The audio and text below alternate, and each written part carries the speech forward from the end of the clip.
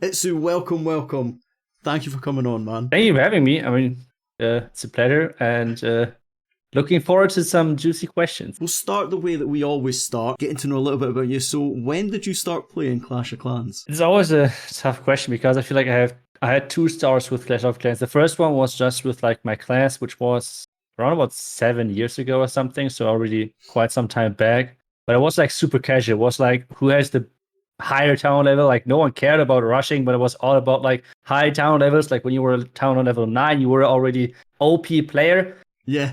I mean, we all know by now that that's not the case, but that was like the thinking back then.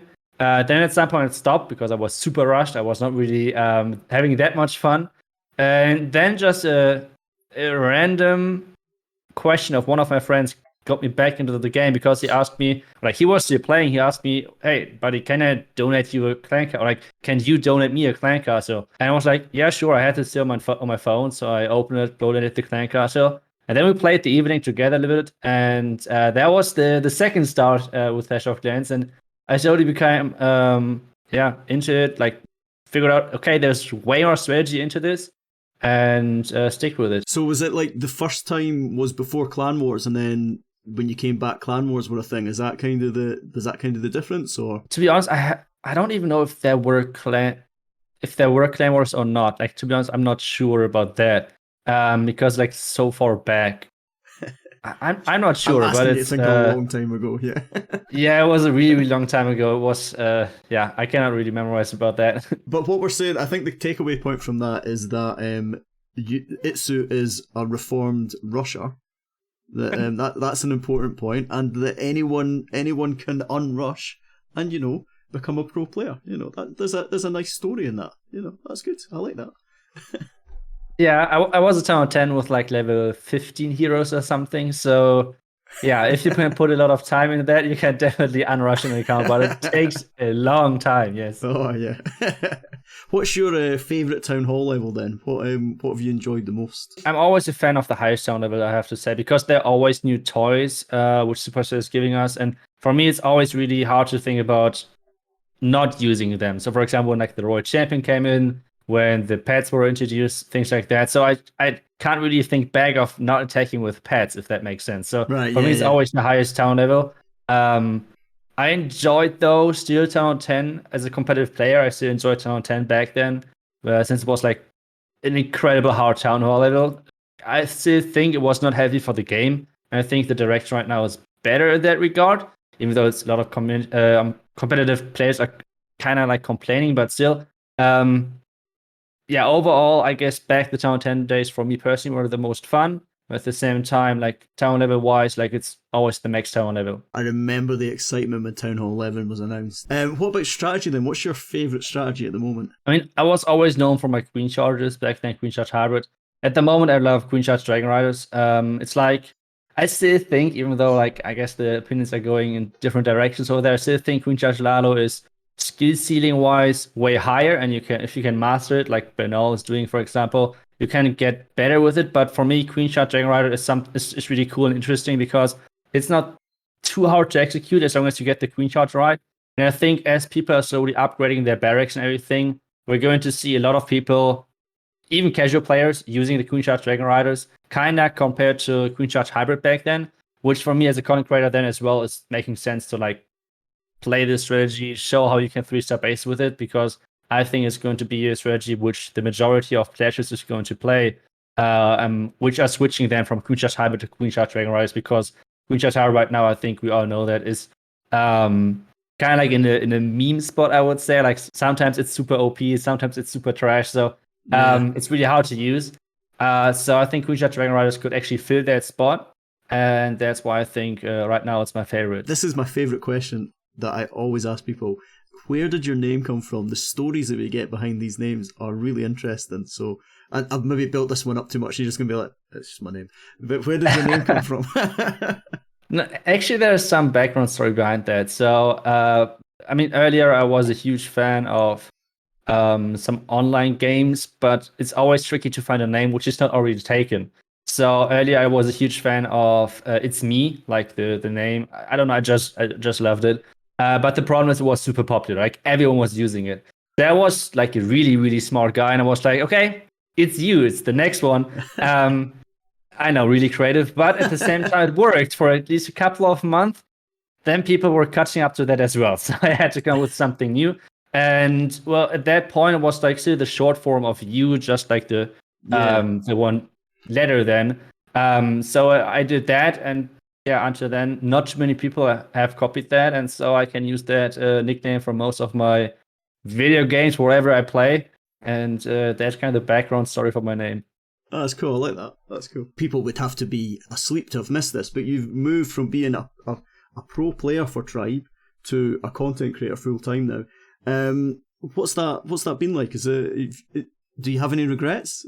Is it okay? I mean, I always said that like the reason why I switched over is not like I don't have any fun competing, or like I don't think I have the skill or whatever to compete anymore. The main adjustment for me was always like, this is my main job. Like I have to like get the money in through this, and not like most of the competitive players who's like a hobby or like a nice to have next thing to it, like a job or like they're studying or things like that. No, for me, it's like the full-time job. And I mean, I do not want to drop any numbers, but I think a lot of people already kind of know where this is going. But you really do not make a lot of money due to playing Clash of Clans, sadly. So it was just not possible for me to like keep going.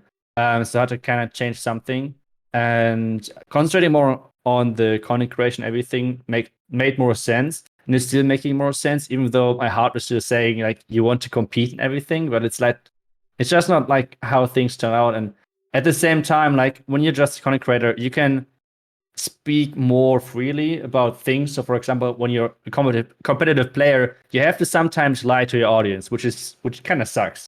But at the same time, like you cannot say, okay, this right now is the most broken strategy, and we're going to use that in the next tournament, and this is exactly how we use it.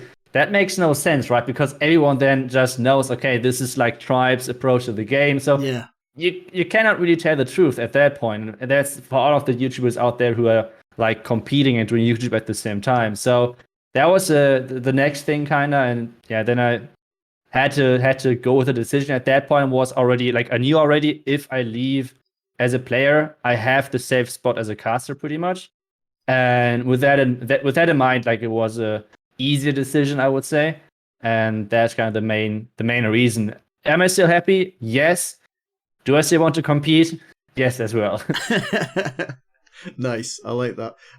So you used to stream mainly in German, because that's before you were doing that. But like part of this move to content creation, you're doing a lot more sort of English streaming as well. Are you going to continue streaming in German, or is that something that you're going to start phasing out or moving away from? Yeah, I tested for a couple of weeks streaming English and everything. But kind of the problem is that I feel like in Twitch it's a bit different compared to maybe YouTube. In YouTube, I think streaming English is always the best idea, I guess. But on Twitch, the German community is just way too big. So, for example, my viewer numbers are way lower when I stream in English. Even though, I mean, it's kind of easy for me to, like, just to reach out to most of my audience and just like mention it in my Discord, mention it on my YouTube videos that I'm going to stream in English. So it should reach a lot of my audience. But still, the viewer numbers were way lower. And I think that's the main reason for this is like big streamers, like for example, Trimax, who are streaming in German, which are making just the German community on Twitch so big, even different games. So it just made no sense for me to transition from streaming in German to English, for example. And that's kind of the main reason. So I had the project of streaming for a couple of weeks in English. I tested it, but it failed in that regard. So maybe I'm going to try it in the future again, but at the moment I think I'm sticking to German. It always struck me as that was the thing that surprised me most when you made the announcement. I was like, it's a bit like, we'll talk about the Worlds in a little while, but like you were already streaming when you weren't playing. You were streaming the Worlds in German, and the English scene is so competitive on Twitch, and it's the German scene is so loyal, and it's like I think it's like maybe the biggest community behind the American community. You've got, I think it's America, the Spanish speaking community, and then the German community. They're sort of like the three big ones on Twitch. So it always sort of struck me as an interesting decision to move that way. What about why not German in the Worlds then? Why was that Clash that asked you to do that, or was that something that you wanted to do to join that sort of like the main headline English speaking caster side? I don't even know anymore how that actually came up. And what I guess was like a discussion with like, I was really unsure what I should do. Like, should I actually stay as a player? I had offers of different other teams as well, like if I want to join them and things like that. So I had a lot of different possibilities, and I was really not sure. And there was like this random idea of, yeah, I mean, are you interested in casting like Clash Worlds maybe then as well? Like if you want to do something different, and that idea sticked somehow. And then okay, let's try it out. I would just like do like a test casting, something like that, and it worked out. People were like they were happy, and yeah, then I said, okay, let's try it out. And so far, I'm kind of happy. I mean, if you consider from where I'm coming from, like my English was super bad. Like back in school, I always had to like get like extra lessons in to somehow even pass English. And then I was part of so many live events that I was forced to speak English. Otherwise, I would look like a complete idiot, just like staying around and not talking at all. So I was forced to speak English, and this was over the years such a big improvement that at this point I can like be even part of like a big English speaking crew and somehow not like make the complete show shit. So I guess that was a good move, and that's kind of interesting transition as well. At least for me, that's something I'm really proud of. And thinking about that Clash of Clans made that possible. Like just playing the game is really strange and feels kind of not real to me, to be honest. Your German is your English.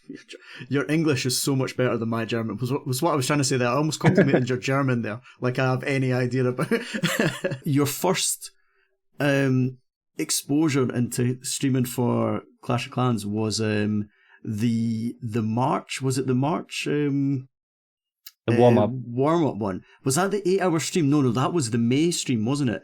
When you ended up streaming for about 8 hours. You and Carbon. That was some shift for your tiredness levels must have been extreme by the end of that, especially thinking about things in a different language at the same time. Was that pretty full on? I mean, the main reason why we did want to keep just Judah and me, like there was Judo, yeah, I said Carbon. So. Yeah, but like the main idea behind that was because we wanted to get practice in like together, obviously casting together, and for me as well, like just having like as a huge test, kind of if I can actually cast words and if I actually can talk English for that long, because an 8-hour stream is not easy, even your mother language. So somehow we wanted to try it out and just kind of gambled on it, and it worked. It was actually pretty fun, super fun for me personally. I love casting with Judah. I think we work really well together because like he's bringing this extra energy and really knows about the game and everything. So it's a really good combination, and it was super smooth. Like to be honest, after those 8 hours, the only thing what I felt was my voice itself. But like mental wise, I was not really feeling tired or anything. Like it was super fun casting with him together, and yeah, he made it so easy for me. So that was a really nice and easy entrance into all of this. And yeah, then we kept going with the Clash Worlds cast. When you made that decision to make that move, who did you talk to? What was was it a quick decision, or was it something that was playing on your mind for a long time? And I think possibly the thing that I'm trying to edge towards is straight after you announced, we had the move of Nick and Lex over to Space Station Gaming. Was that kind of already on the cards? Was that something that were you aware that things were changing within Tribe, that there was moves afoot, or did it all happen separately? I think it all happened separately. Like the first thing, what like decision wise was happening, at least that was my feeling, it was that I decided that I'm going to quit like the competitive play, stop being a player. I think the decision of Lex and Nick might be around the same time. I'm not really sure. I feel like our team chemistry the last year wasn't the best. I have no clue what the exact reason was. Maybe it was me, maybe it was someone else. Maybe it was just on clicking together. I have no clue overall. But either way, I feel like after I announced that to the team that I'm going to stop competing, I think at that point everything happened kind of quick, with like everyone figuring out what are their options, what could they do. But the decision itself, for me personally, was over a couple of months actually. like I always had that back in my mind, like what happens if I would try and cast Clash words. But back then was always like in the back of my head, like, okay, I can't do that. Like my English is so bad. I can't Yeah. like just join the official Clash of Clans cast. Like this is not like how would that sound? That would look so stupid for Clash of Clans for Supercell. So back then it was only an idea which did not really sound that real to me. And then I started like doing more English videos as well and longer English videos. Like especially I feel like the casting like voice overing the matches as well on my English YouTube channel were helping me a ton and just like getting more fluent and figuring out like, okay, those are the phrases which I typically use. Like my English is not like super advanced or anything. It's just like pretty simple and you know what I mean, but I'm not using those fancy words. But still, it helped me to get like those phrases in and everything. And when I noticed that, okay, maybe I can try it out, and then everything got like kicked off and started happening step by step. We've got you've got Woody on the world's team to give the flowery language and the over the top descriptions. So you can just stick to the excitement and the other stuff. But yeah, Woody's got all that. Some of the phrases he comes out with are incredible. What's changed from being a pro player to being like full-time content creator? What's changed in that daily routine? I think the biggest change is that I have more time to stream. I can be more open about like what I want to stream, when I want to stream it, because I'm not that like, okay, this evening we have another match, this evening we have another base building session, this evening we have another base testing yet again, and so on. So I'm way more flexible in what I'm doing and when I want to do it. But at the same time, I'm still trying to play the game as much as possible because I really love the game. Or like the biggest thing which I hate about Clash of Clans is that you actually can't play it nonstop. So like for example, if you compare to Clash Royale, we have like this push system of being able to play nonstop. But in Clash, like you need a ton of accounts if you want to play nonstop. Yeah. So that's kind of like tricky. And the biggest transition, as I said, I guess, is first not being with the team anymore so much, which means like base building, base testing, playing matches. But at the same time, then I play now more Legends than compared to back then because I'm still a super competitive person. So I need to have some option to compete in something. So Legends right now is the only chance where I can compete in. And yeah, I guess that's the biggest difference. More Legends League than earlier, less base building or like base testing and practicing specific things, and less matches, obviously. But you're still building bases, aren't you? Because that's part of your content creation. You've got was it with RH Base Building? You just put out some bases with them, and you're releasing them as part of YouTube videos quite a lot as well. So you're still keeping your toe in the water with that stuff as well, aren't you? Yeah, like I'm still having fun with this. Like even though last year I have not really built too many bases on my own, now I'm building a ton of bases for Legends, even though some of them are hit or miss. So that's kind of the problem with Legends, because Legends is like really unpredictable, and that's something which I like and hate at the same time. I know that the bases which I recently sold with RH base building were, for some of them, which were that like they were defending pretty good. For some of them were like complete crap. So, but that's the problem with Legends, and so I'm not really sure if I want to sell yet again because I don't want to disappoint anyone. But it's hard for people to understand that first, when I sell bases, like they're going around like crazy. Yes, they were exclusive for only 20 packs, but I know in fact that already like one pack were shared to like another 50 people. Yeah. So they're going around like crazy, and like as soon as bases are getting popular, they're not defending. That's the problem. So I'm not sure if I want to do it again, but still enjoy building bases. I enjoy this mind game kind of in Clash of Clans, and especially as a base builder, you have this a lot. Like, where is the enemy entering? If the base is symmetrical, what is the most likely entry? Top or bottom, left or right? Where are they going in? Things like that. So I really like that part of Clash of Clans, and yeah, this is why I'm still building bases, but obviously like not as hardcore testing them anymore. Cool. What about competitive then? Do you think you'd ever be tempted to take part, even if it was like secretly, like on like an alternative account, make a new account, and then and just compete with another team, or are you not want to go back that route just now? And as I said, I had actually a couple of offers from teams if I want to like come back and join them, kind of. But I mean, it has not changed. Like the main argument for me has not changed The money because, thing. like, yeah, Yeah. I don't even know. Like, just randomly, what would be your guess? What like a normal top team is making a month? Like, I just want to hear a rough number of you. Like, and then I can maybe say higher or lower. But what would be a rough number? What you would expect? Oh, I'd say I don't know. I've got no idea. I don't. If you think about the prize money and all that, I think like very few competitive players are taking a wage. It's like a share of prize money, isn't it? So yeah, JP's saying about 500.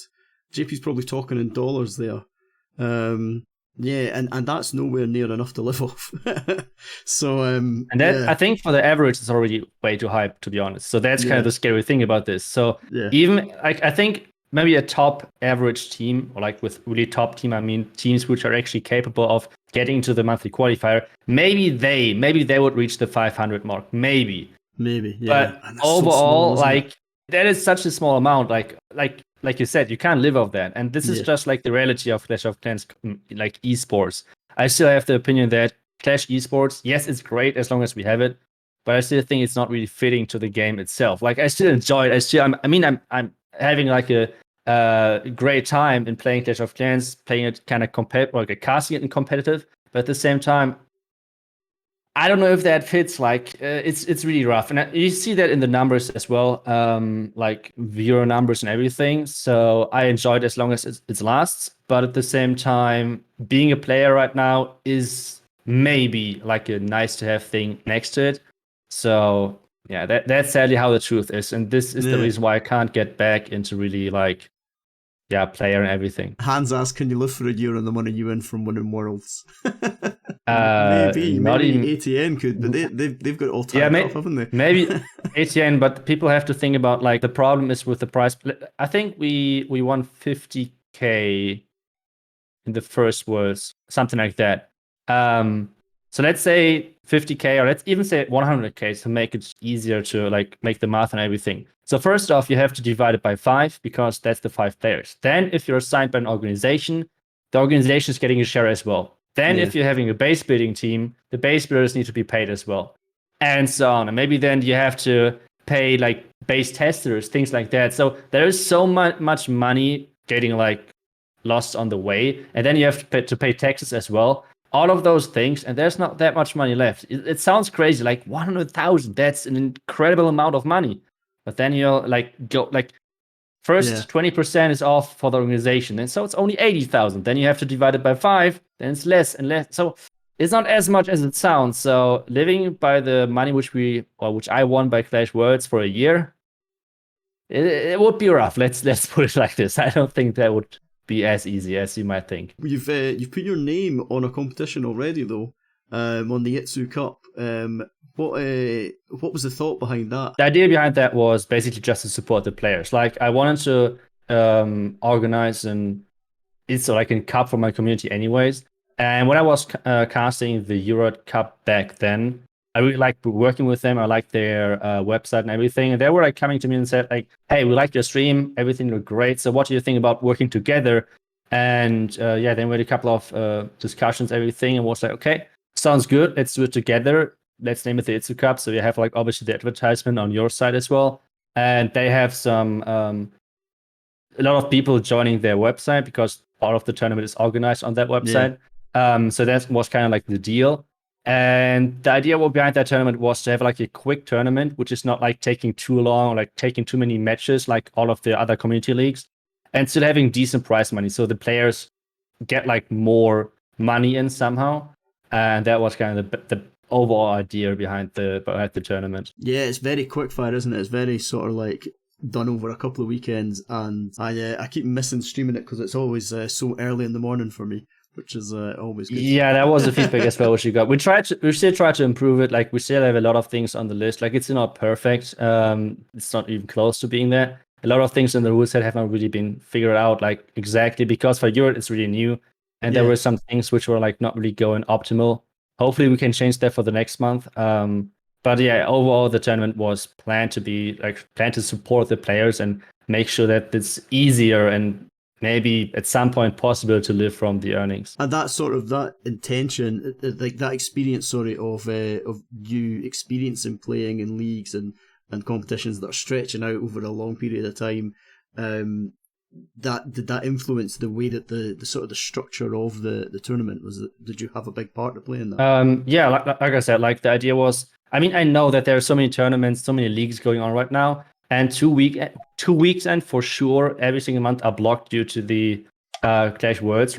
So that's really hard to then like create another tournament which is taking like 3-4 weeks, even few months. So we wanted to create something which is taking a couple of days.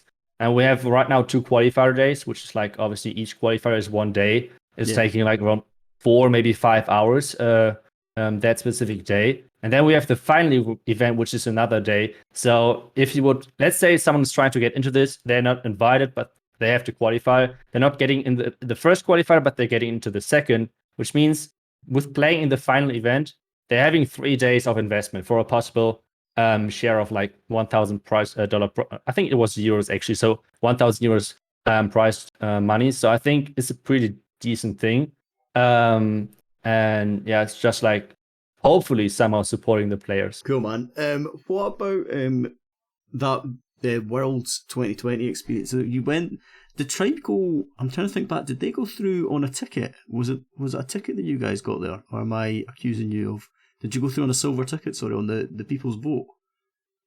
Is that right? 2020? No, like you were in the voting, yes. Yeah. Or what do you mean? Yeah, did you go through on a vote? Is that how you guys got to the finals? Or am I making that up? In 2020, in 2020, we were not in the final event. Like we were getting third, I think, in the voting. Right, okay. So that was quite unfortunate. But yeah, at least Supercell made the moves, and now it's finally in qualifier itself. Maybe our chance would have been better over there. I think at the end of the year, we're doing pretty good. I think we had a good start into the year. I mean, considering last year, like a lot of people would say, like the Tribe roster back then was a complete fail. But to be honest, I mean, we won the Town Hall 13 ESL 5v5 tournament, which I think prize money wise was crazy, like was 60,000 or something. So quite a big prize money. And yeah, and then we somehow had like a big hole of like performance, and then slowly tried to crawl back out of that, but never really made it. And we got a couple of times really close. And maybe a last chance qualifier would have been better for us, but at the end of the day, we did not made it. And yeah, I guess overall was the right decision. Seeing like how Space Station is doing right now, considering like how Tribe now is having some great performances as well, I think it was overall the right decision for everyone.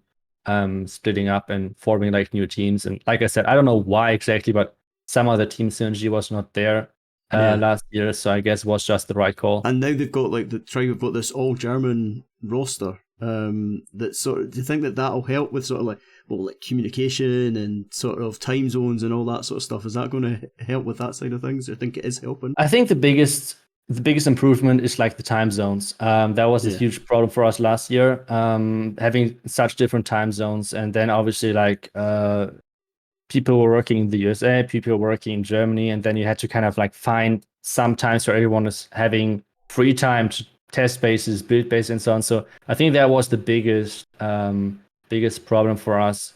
And I think this is why it makes more sense right now for first Lex and Nick to have like a full American team, and for Maxi and Eve-Jack to have like a German-speaking team. I mean, even it would be just a European team would be totally fine as well, because then the time zones would be kind of closer. But yeah, we know you've already said you've enjoyed casting the 2021 qualifiers so far. Let's talk about some of the challenges that there have been, because that's fun. The technical issues. You've been watching the technical issues from the side. Have you been enjoying the fact that you haven't had to compete and deal with all these sort of the challenges with this new system that they've implemented? I mean, obviously I have not enjoyed like that there were technical issues. I mean, that's quite obvious. I think the new system is super cool. I mean, I get feedback to that as well, and I think the new system is super cool as long as it works. Yes. It's a huge shame that the company Supercell worked with were like having so many bugs. I mean, especially like obvious things like most of the bugs I felt like were not really things which were like kind of unexpected. It was more like people were not really testing the new tools, I feel. So Yeah. and it was kind of like sad to see that everyone was like blaming Supercell because I mean Supercell, it was not their tool, it was like just the tool of the company. And I mean let's say you're in Supercell right now, and let's say you're asking them, hey, is this working? Is that working?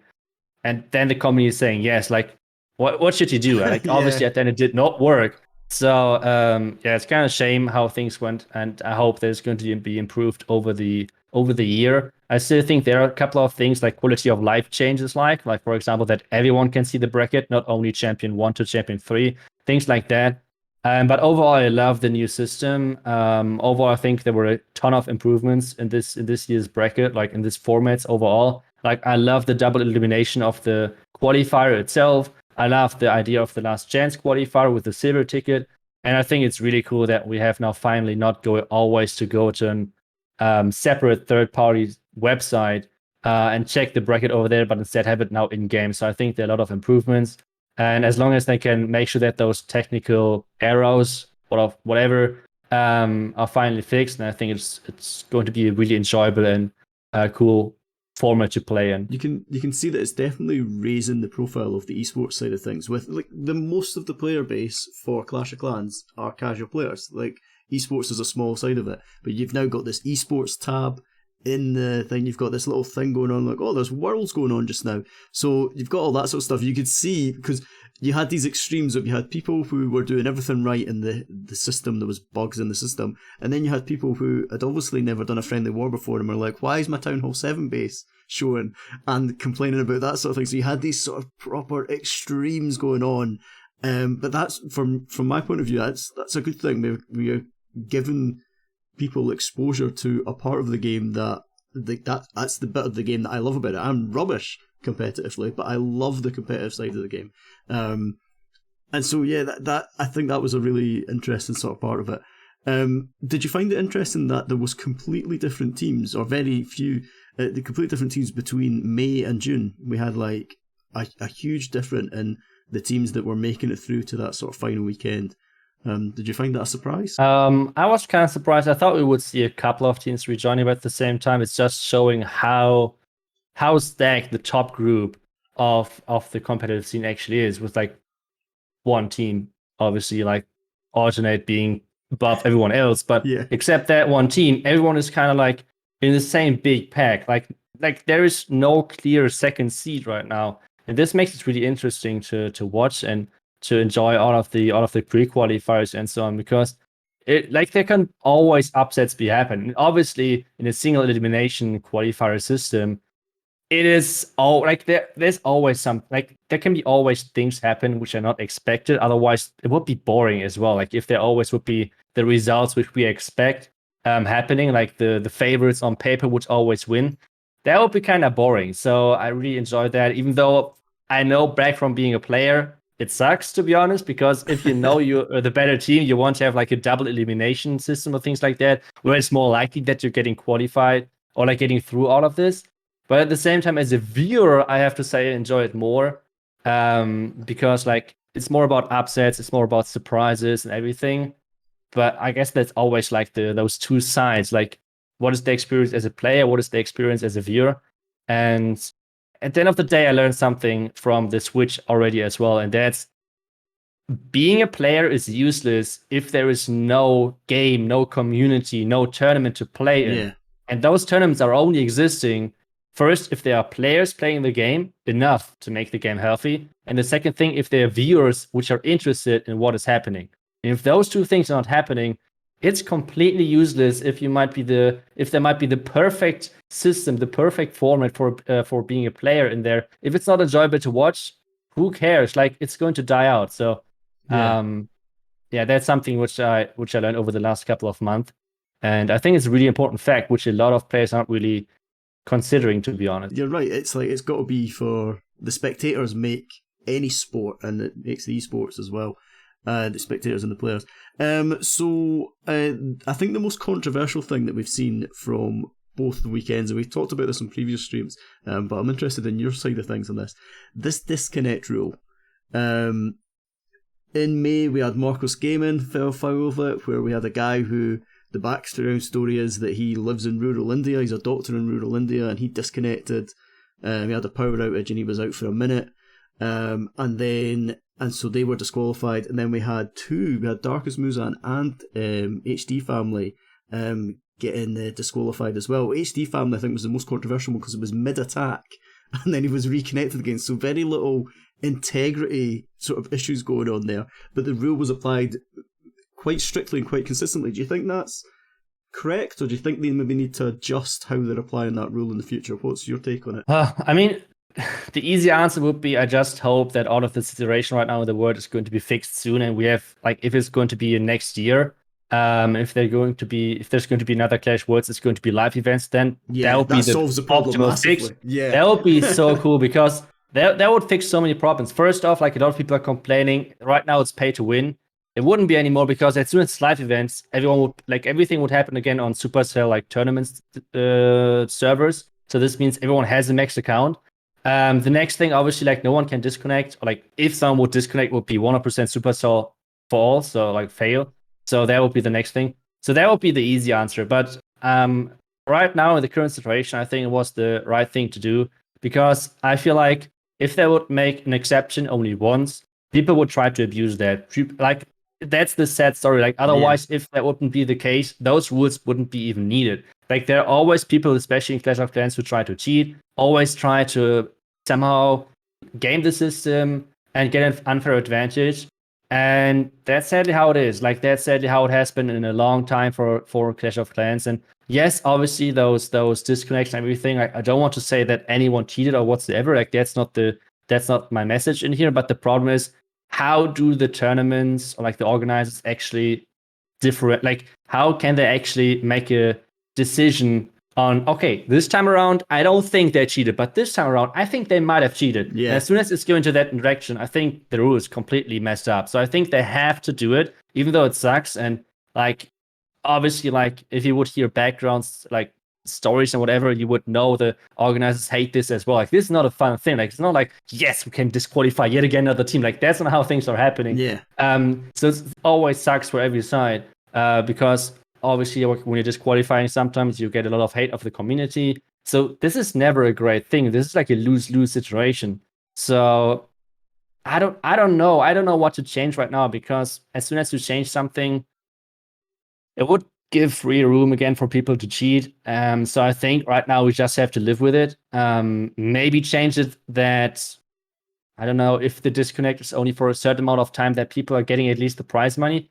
But except that, I don't know. I don't see any option in what you could change right now, or at least I have not read any realistic changes which could actually solve the problem. Yeah, no, that's cool, man. It's interesting again, because I think you've got that experience of, well, you're sort of in that inner circle with Supercell, but also have that player experience as well. Fluxy's pointed out to me, Fluxy, you're entirely right.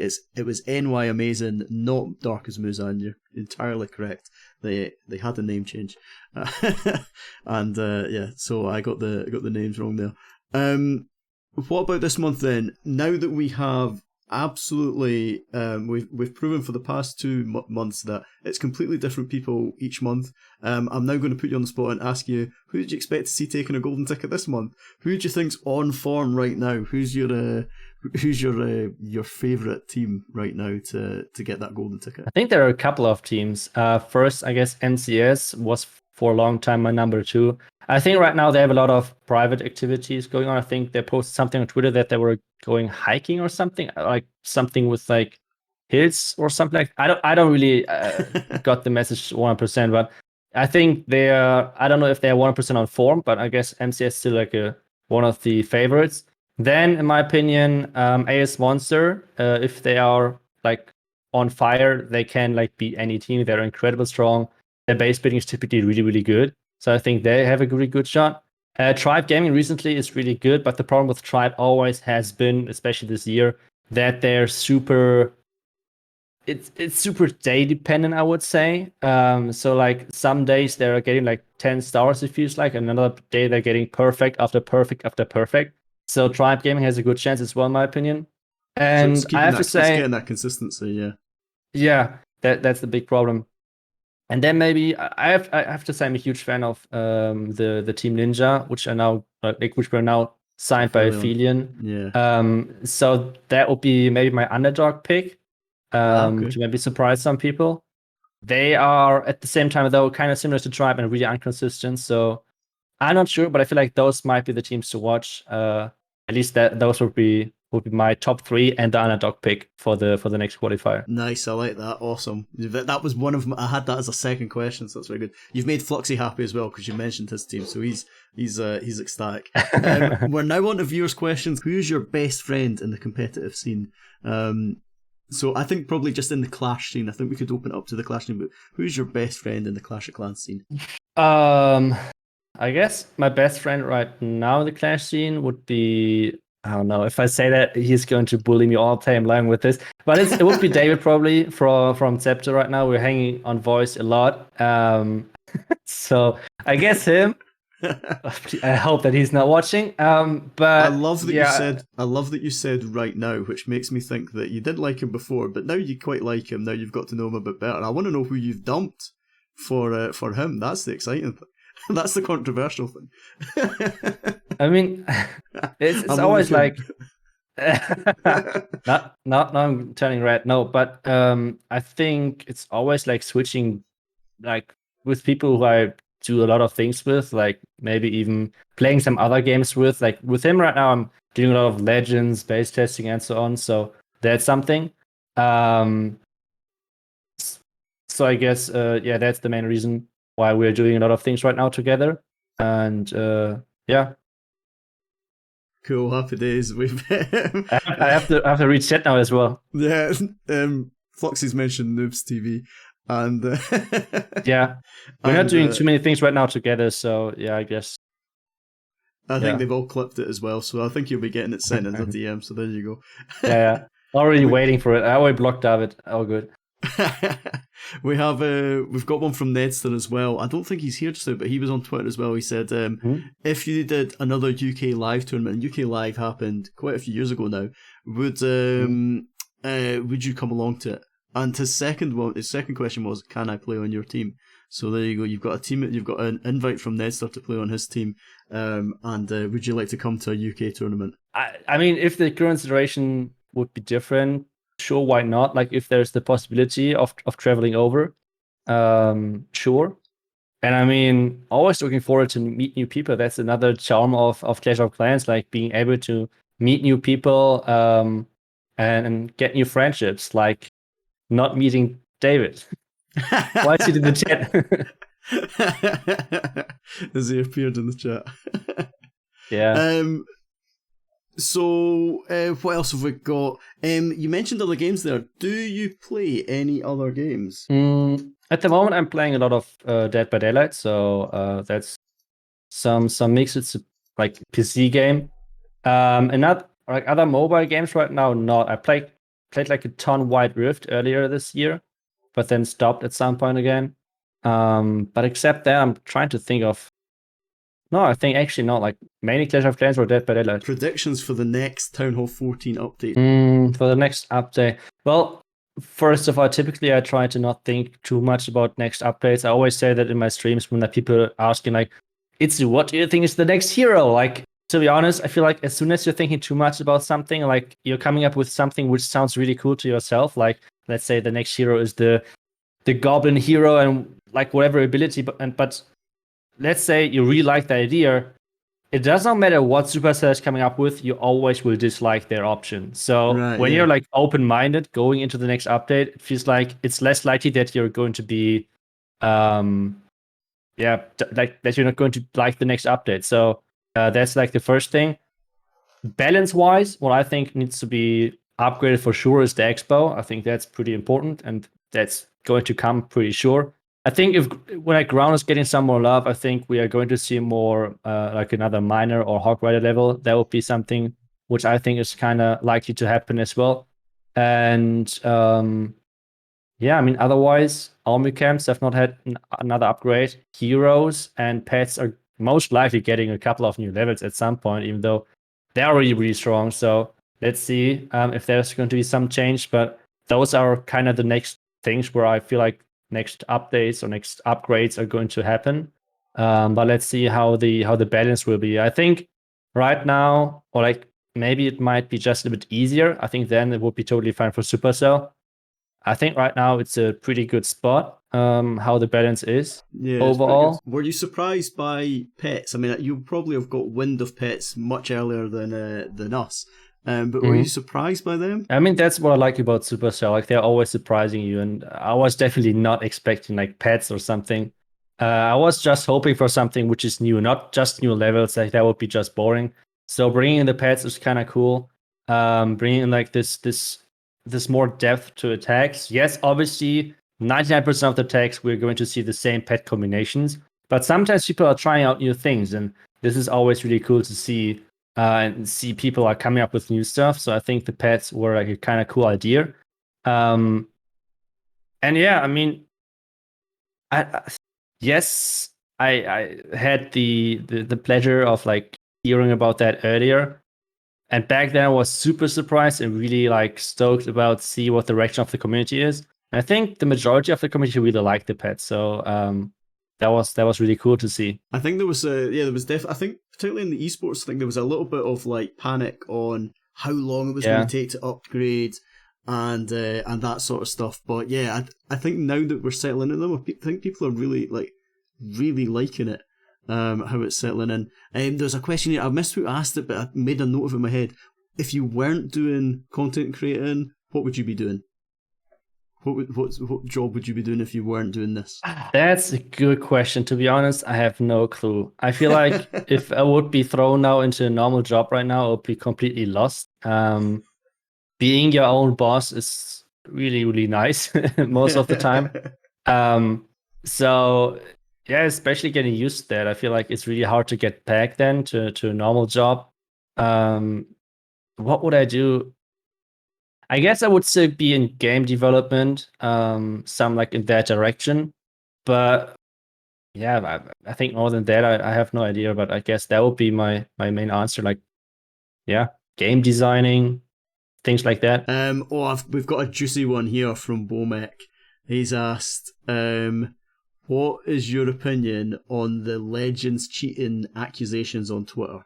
You got drawn into it at one point, didn't you? You were thrown kind of at the side. Go for it.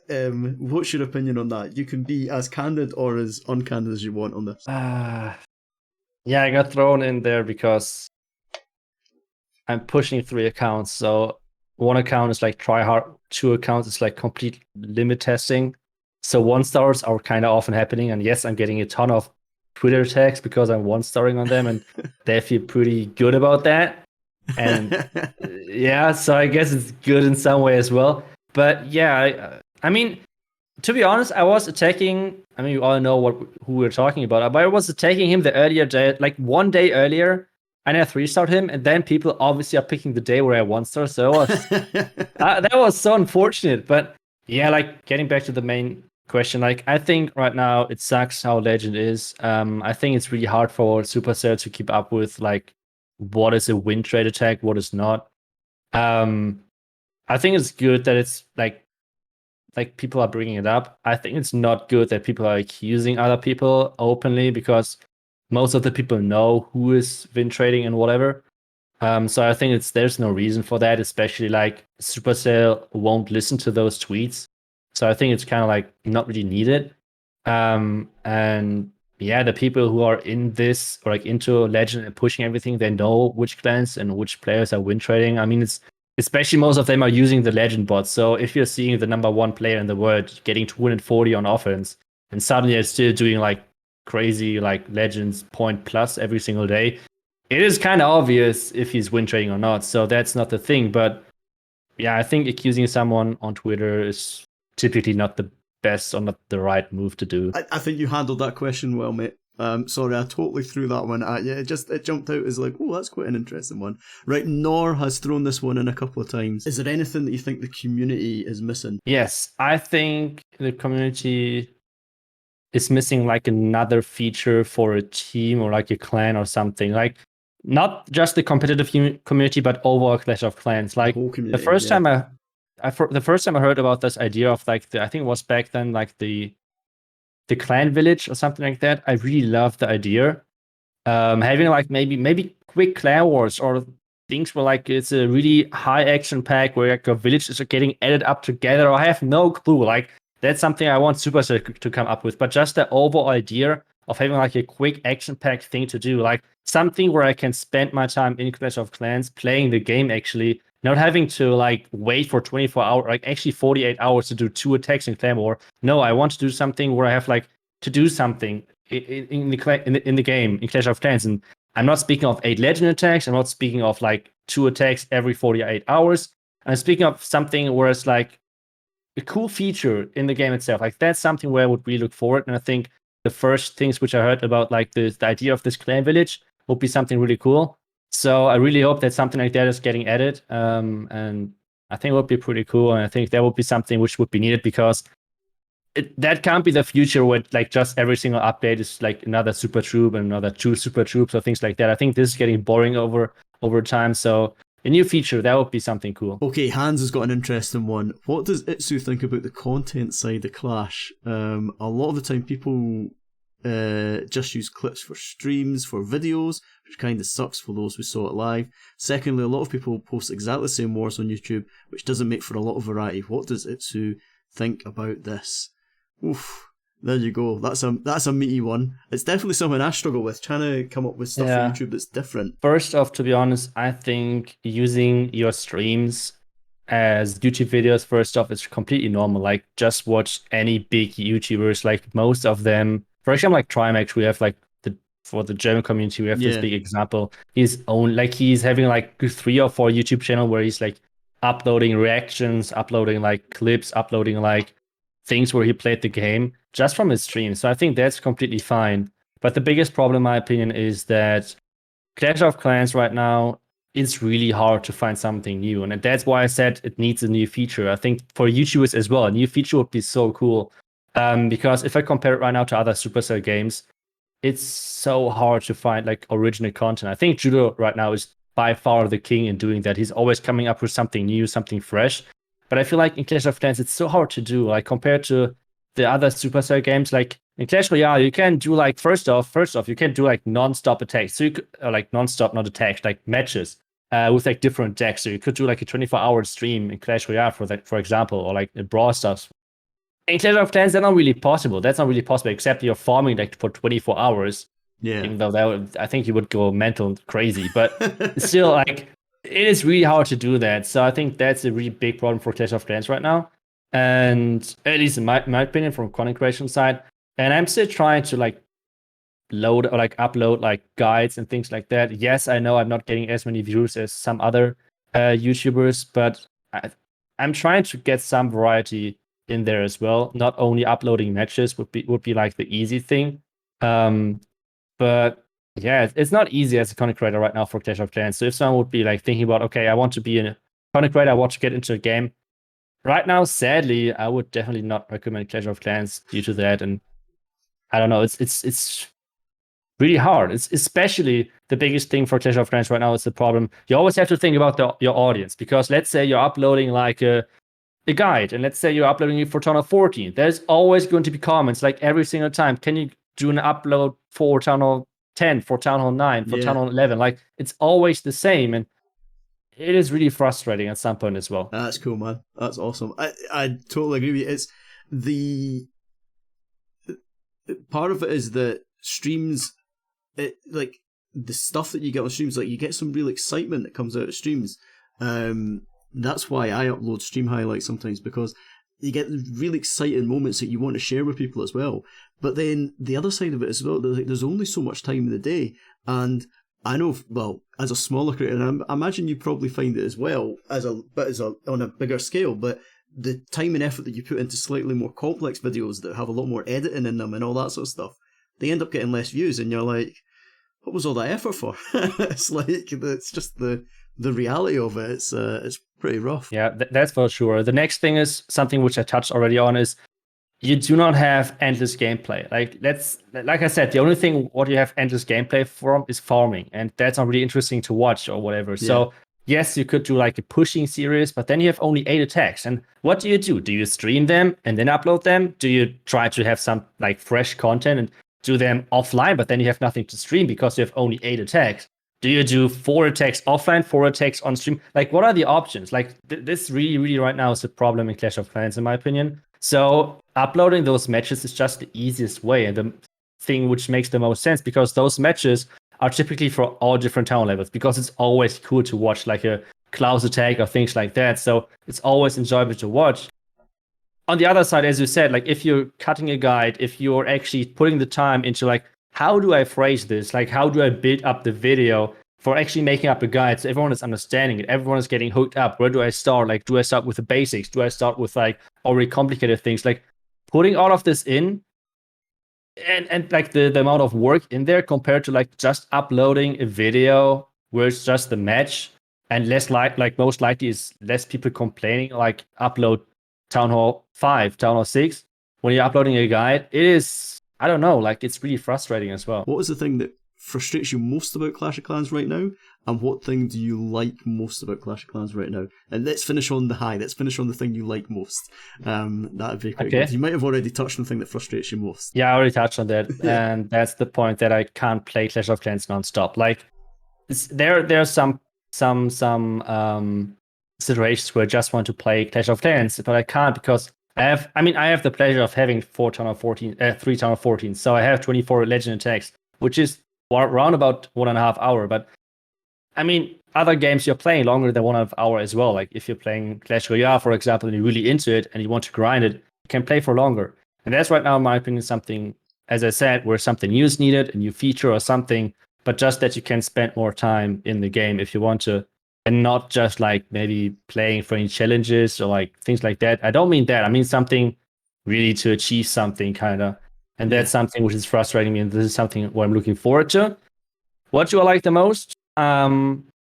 Just playing the game. I just love playing the game right now. I mean, that's connected, I guess, as well to like the most frustrating thing, which is coming from a good thing, because I love the game right now. I love playing it. I love playing in Legends. I love being competitive. I love that you can play it on so many different levels. You can play it as casual, as farmer, as pro player, as competitive legend players, whatever you would like to. And this is so cool about Clash of Clans, in my opinion. And I really look forward to and hope for it that Supercell is doing something with all of this potential and keep pushing a game which is already out there for a ton of years. And hopefully there's going to be many more to come. Awesome, man. Mate, that was a brilliant answer. That is a perfect way to end the video and to end the stream. Thank you so much for coming on, man. Honestly, when I started doing these, in the back of my head was, maybe get some big names on. I genuinely never thought I would get yourself on. I thought there's no way it's who's going to come on this, and here you are chatting away to me, and people have been hanging out in chat. There's been loads of compliments in there about like the way that you've answered the questions and all that sort of stuff. So thank you so much, man. Absolute pleasure. And thank you for having me. It was a lot of fun. I always love talking about Clash of Clans. Like, that's always something I enjoy doing. So perfect situation and perfect show for doing that.